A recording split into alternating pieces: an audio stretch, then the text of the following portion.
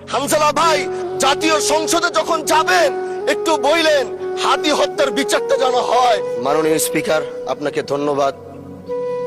আজ জাতীয় সংসদে আপনি আমাকে কথা বলার সুযোগ করে দিয়েছেন।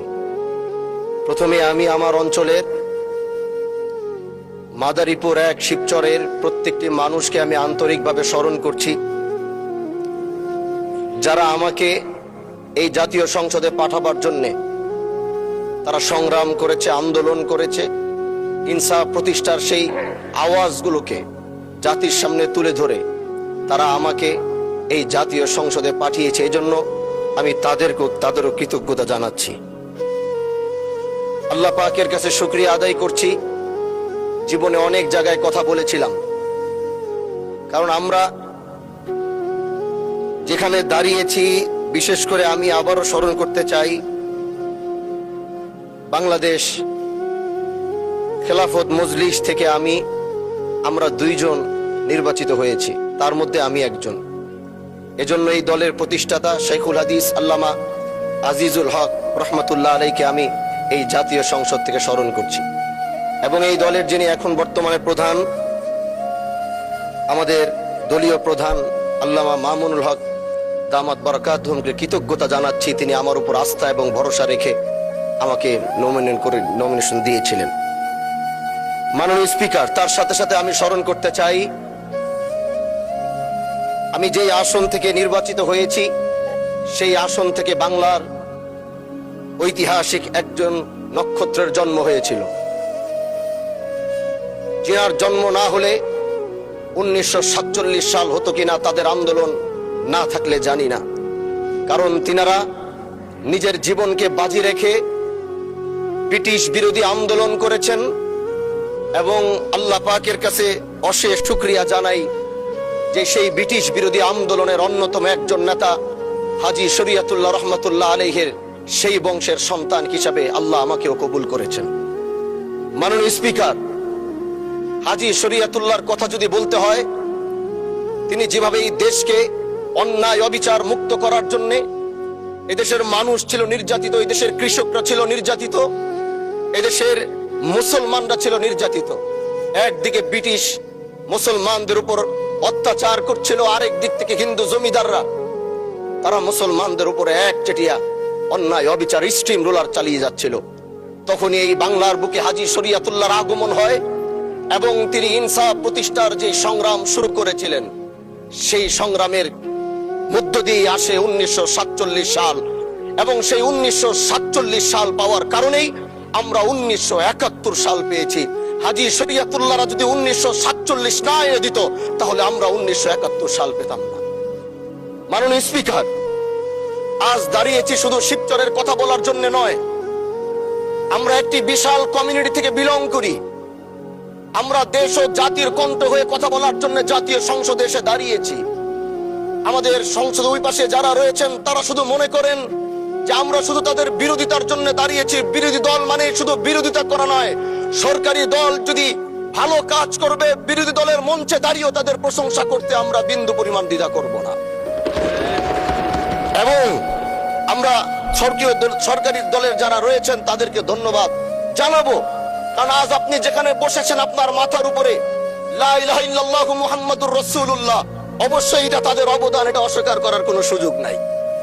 আপনার মাথার উপরে যদি আবার তাকাই, তাহলে দেখি ওখানে লেখা বিসমিল্লাহির রহমানির রহিম। এই লেখা দেখলে আমাদের ভালো লাগে, এগুলো আমরা ফেরত পেয়েছি। সরকারি দলের প্রশংসা যদি করতে হয় তাহলে আমরা এইভাবে করব।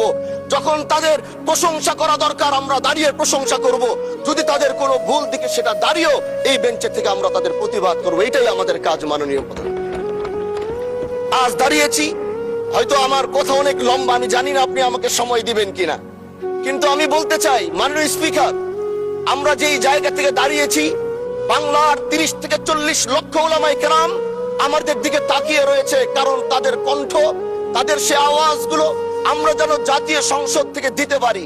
তার মধ্যে অন্যতম একটি হলো মা কানা মুহাম্মাদুন আবা আহাদিম মির রিজালিকুম ওয়ালাকির রাসূলুল্লাহি ওয়া খাতামান নাবিয়্যিন ওয়া কানা আল্লাহু বিকুল্লি শাইইন আলিমা।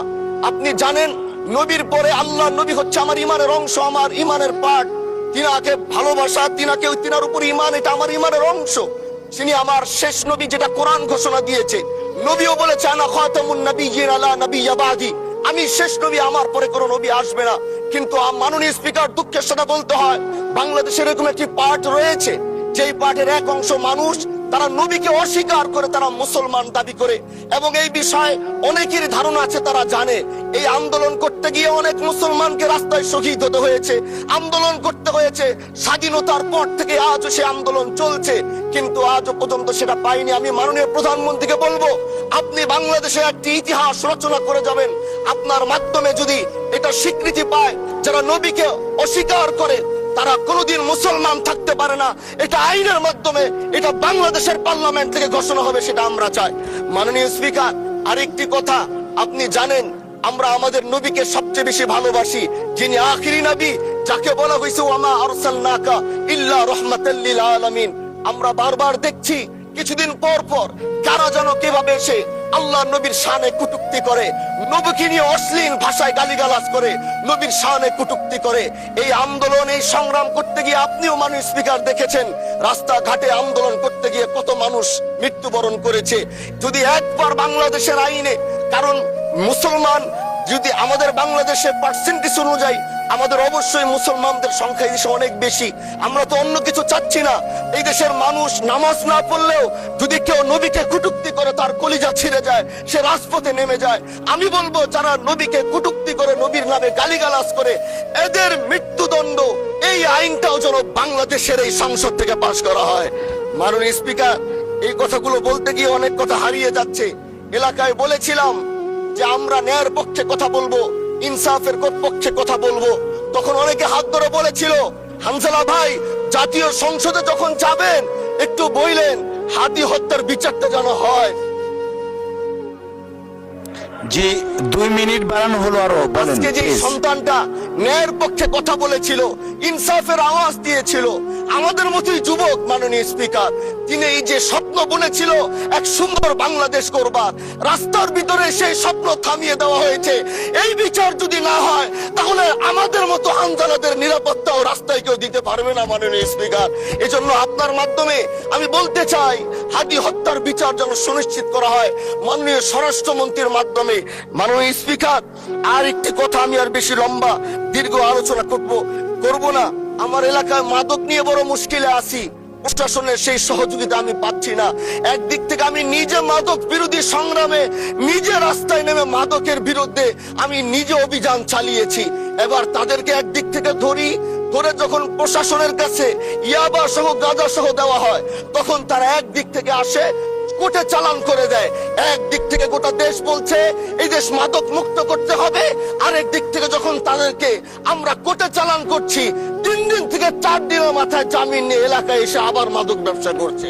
এজন্য মাননীয় আইনমন্ত্রীকে বলবো, আপনি এই ইয়াবা গাঁজা যেই বড় বড় নেশাগুলো আমাদের দেশে বেশি সচরাচর চলছে, এই বিষয়ে আইনটাকে আরেকটু মজবুত যদি করবেন, তাহলে আমরা মনে করব আমরা এই দেশ আর এই সমাজটাকে আমরা হয়তো আগামীর বাংলাদেশ, আগামীর যারা যুবক, মাননীয় স্পিকার, আপনার খারাপ লাগবে, যুবকগুলো গ্রামের তারা ধ্বংস হয়ে যাচ্ছে।